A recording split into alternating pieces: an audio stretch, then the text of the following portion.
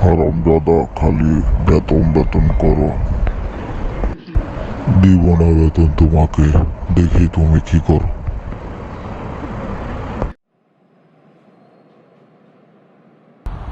কিরে দোষ, মন খারাপ কেন? আর ভালো লাগে না। কবে যে চাকরিটা ছাড়মু?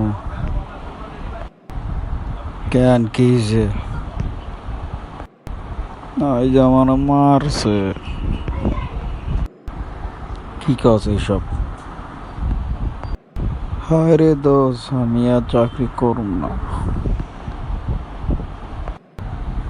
দেখ দোষ, ঢাকা শহরে নতুন আইসস, যদি চাকরিটা সারস, থাকবি কই, খাবি কই?